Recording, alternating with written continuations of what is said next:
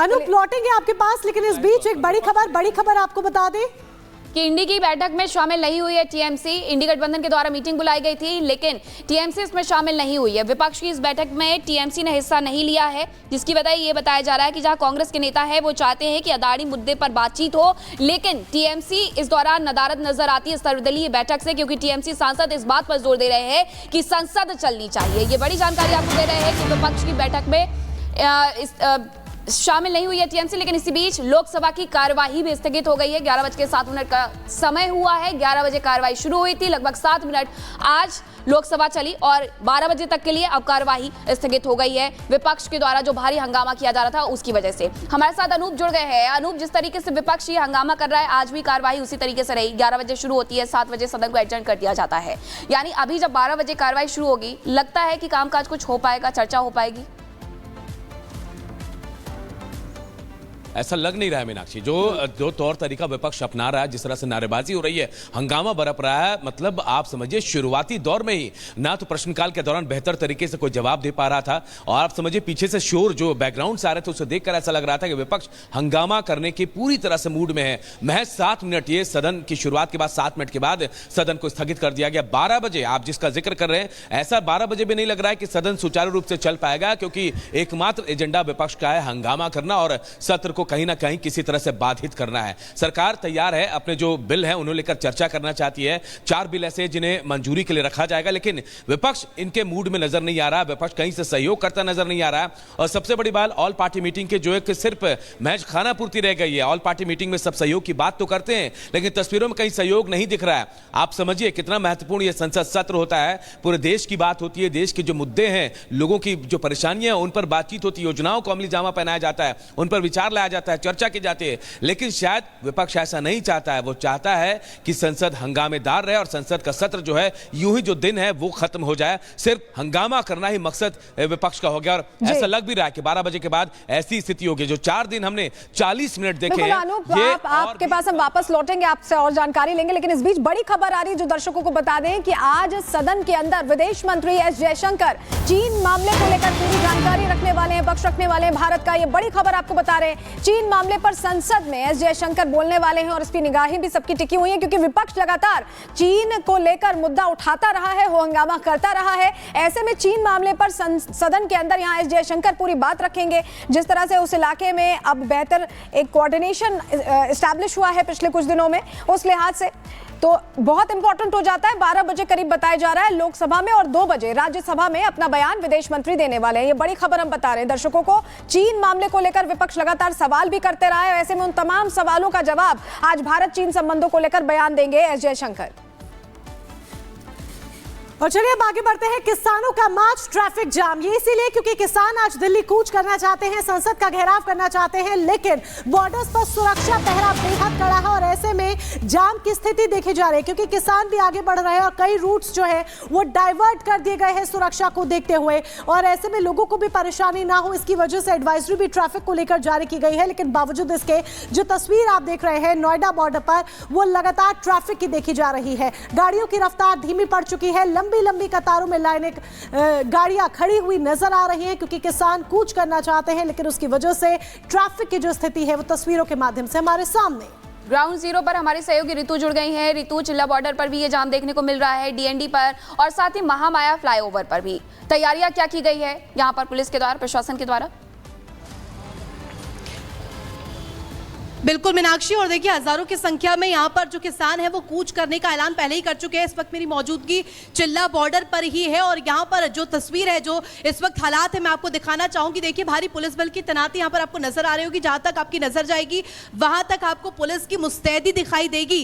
तकरीबन 40 से 45 हजार जो किसान है वो कूच करने का ऐलान कर चुके हैं। 14 किसानों के जो संगठन है उनके द्वारा ये कहा गया है कि यहाँ पर दिल्ली कूच करने की ओर वो अग्रसर है। ऐसे ऐसे में क्योंकि संसद का शीतकालीन सत्र भी आज है और इसी को ध्यान में रखते हुए वो संसद का घेराव करना चाहते हैं और इसी मकसद के साथ वो दिल्ली कूच करने वाले हैं अपनी 5 मांगों को लेकर के। और उनकी 5 मांगे कुछ ऐसी हैं, आपको बता दें कि पुराने भूमि अधिग्रहण कानून को लेकर के जो उससे प्रभावित किसान है उन्हें 10% तक मुआवजा दिया जाए, प्लॉट्स दिए जाए और 64.7% मुआवजा इस दर के हिसाब से उन्हें मुआवजा प्रदान किया जाए। इसके अलावा अगर बात करें तो 1 जनवरी 2014 के बाद जिस तरीके से जो प्रभावित किसान है जो इसके दायरे में आते हैं उन्हें तकरीबन जिस तरीके से मुआवजे की जो दर है वो बाजार की दर से 4 गुना बढ़ाकर दिए जाए, ये साफ तौर पर कहा गया है। और इसके अलावा आपको बता दें तीसरी मांग यहाँ पर इस तरीके से रखी गई है, कहा गया है कि यहाँ पर जिस तरीके से जो भूमिहीन किसान है उनके जो बच्चे हैं, जो भूमिहीन किसान है, जो बेरोजगार किसान है, उन्हें यहाँ पर तस्वीर आपको दिखाते, देखिए तस्वीरें साथ साथ। सबसे पहले यहाँ पर देखिए किस तरीके से पुलिस बल की तैनाती है, पुलिस बल भारी संख्या में मौजूद है और डीसीपी ईस्ट दिल्ली की तरफ से भी कहा गया है कि अलर्टनेस चौतरफा बरती जा रही है, ड्रोन कैमरे से निगरानी रखी जा रही है। इसके अलावा आपको बता दें दिल्ली पुलिस और गौतम बुद्ध नगर पुलिस चेकिंग कर रही है और सघन चेकिंग यहाँ पर हर एक वाहन की देखिए किस तरीके से यहाँ पर नजर आ रही है और ट्रैक्टरों से मार्च करने वाले हैं, इस लिहाज से भी यहाँ पर अलर्टनेस मुस्तैदी बरती जा रही है। आपको नजर आ रहा होगा ये नोएडा की तरफ से दिल्ली की तरफ बढ़ रहे लोग हैं और रेंगती हुई गाड़ियां आपको इस मार्ग पर नजर आ रही होंगी, इस रास्ते पर नजर आ रही होंगी, गाड़ियां रेंग रही है कछुए की स्पीड से। ये आपको दर्शा रहा होगा कि किस तरीके से सघन चेकिंग हर एक वाहन की यहां पर नजर रखी जा रही है, उस पर ध्यान से चेकिंग की जा रही है। और इसके अलावा आपको बता दें कि किसानों को दिल्ली में दाखिल होने से रोका जा रहा है और लगातार एक बैकएंड से उनसे बातचीत भी जारी है कि ऐसी कोई स्थिति तनावपूर्ण स्थिति ना उत्पन्न हो, उसको ध्यान में रखते हुए लगातार अलर्टनेस बरती जा रही है। लगातार आपको दिखाना चाहेंगे, देखिए पुलिस बल किस तरीके से यहाँ पर हर एक जो व्यक्ति इस मार्ग से गुजर रहा है उसकी सघन चेकिंग यहाँ पर लगातार जारी है। जो प्रदर्शनकारी किसान है वो दिल्ली कूच करने का ऐलान कर चुके हैं और ये जो प्रदर्शन है ये अभी शुरू नहीं हुआ है, ये 27 नवंबर की शुरुआत होती है।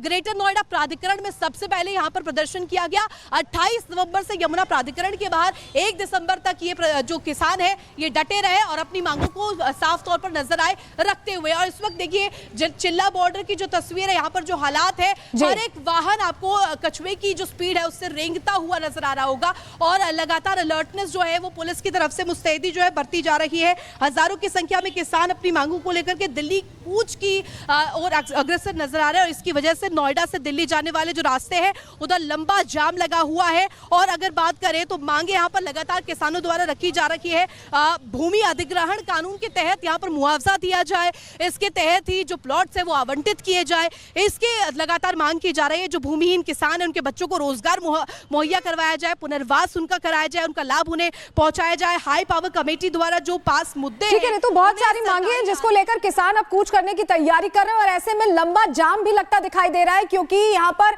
डाइवर्जन्स बहुत किए गए हैं और तस्वीरें हम लगातार दर्शकों को दिखा रहे हैं। और नोएडा और दिल्ली आने वाले लोग ये तस्वीरें देखें और समझें कि अगर वो घर से निकल रहे हैं तो जरा अपने मैप पे नेविगेशन पर लगा के देख लेंगे उन्हें कितना समय लग सकता है। देखिए हम आपको 5 तस्वीरें इस वक्त दिखा रहे हैं, सड़कों पर जो जाम लगा हुआ है, गाड़ियों की जो लंबी लाइनें हैं वो बता रही हैं कि कितना मुश्किल है अभी ट्रैवल करना। अगर आप दिल्ली एनसीआर में ट्रैवल कर रहे हैं, सुरक्षा चाक चौबंद है, हाईवे पर बैरिकेडिंग की गई और ड्रोन से एहतियातन निगरानी भी की जा रही है। तो चलिए यह तस्वीरें तो हमने आपको दिखा दी, अब अगली खबर का रुख करते हैं। बात करेंगे बांग्लादेश में किस तरह से हिंदुओं पर अत्याचार जो हो रहा है उसके खिलाफ अब हिंदू संगठन आग बबूला हो गए, सड़कों पर उतरने की तैयारी कर रहे हैं।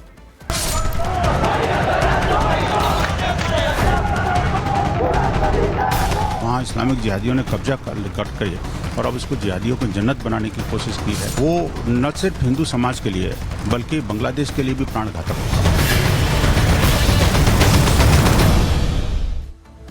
बांग्लादेश में हिंदुओं पर अत्याचार किया जा रहा है, इसी से जुड़ी हुई बड़ी खबर आपको बता देते हैं। जहां वीएचपी के द्वारा प्रदर्शन किया जा रहा है जंतर मंतर पर, बांग्लादेश में जिस तरीके से हिंदुओं पर अत्याचार हो रहा है उसे लेकर के ये प्रदर्शन बुलाया गया। उसके पहले भी विश्व हिंदू परिषद के द्वारा बयान दिया गया था कि जो कुछ भी हो रहा है बांग्लादेश में वो बेहद गलत हो रहा है। अब दिल्ली के जंतर मंतर की तस्वीरें भी देखने को मिल रही हैं जहां वीएचपी के द्वारा ये प्रदर्शन किया जा रहा है जंतर मंतर पर, और जिसकी वजह है बांग्लादेश में हिंदुओं पर हो रहा अत्याचार। बांग्लादेश में कट्टरपंथियों ने हिंदुओं के घर जलाए हैं, दुकानें जलाए हैं, मकान जलाए है और इसके साथ साथ उनके जो मंदिर थे उन पर भी तोड़फोड़ के आरोप लगे हैं कट्टरपंथियों पर। ये तस्वीरें देखिए कि किस तरीके से कट्टरपंथियों ने हिंदुओं के घरों को जलाया था। यही वजह है कि सिर्फ बांग्लादेश के मुद्दे पर से भारत में नहीं बल्कि देश अलग अलग देश है उनमें भी प्रदर्शन देखने को मिल रहे हैं। और गणेश हमारे सहयोगी जंतर मंतर से सीधे जुड़ चुके हैं। गणेश, किस तरह की तस्वीरें आप वहां पर देख पा रहे हैं? वीएचपी प्रदर्शन कर रही है और लगातार जो आवाज है, जिस तरीके से बांग्लादेश में हिंदुओं पर अत्याचार हो रहा है, बुलंद होती नजर आ रही है भारत में भी।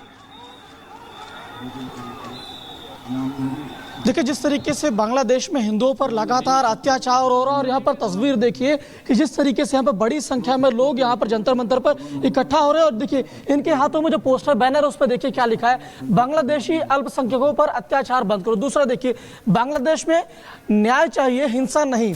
अब ये देखिए तस्वीर किस तरीके से बांग्लादेश में जो हिंसा हो रहा है उसको लेकर यहाँ पर लोग अपनी बातें रखने के लिए पहुंचे हुए और लगातार यहाँ पर लोगों में आक्रोश। ये देखिए एक और बैनर देखिए जिसमें लिखा है, धर्म के नाम पर अत्याचार नहीं सहेंगे, अमेरिका कट्टरपंथी इस्लामिक संगठनों पर प्रतिबंध लगाए। हम दिल्ली प्रांत के जो यहाँ पर मंत्री हैं सुरेंद्र गुप्ता, उनसे ही बात करते हैं और जानते हैं क्या कुछ कहेंगे। लगातार जिस तरीके से बांग्लादेश में हिंदुओं पर अत्याचार हो रहा है, आज आप लोग विरोध प्रदर्शन कर रहे हैं, क्या आप लोगों की मांग? बांग्लादेश में जब एक राजनीतिक लोकतांत्रिक तरीके से चुनी हुई सरकार को जब हटाया गया तो हमें लगता था कि वहाँ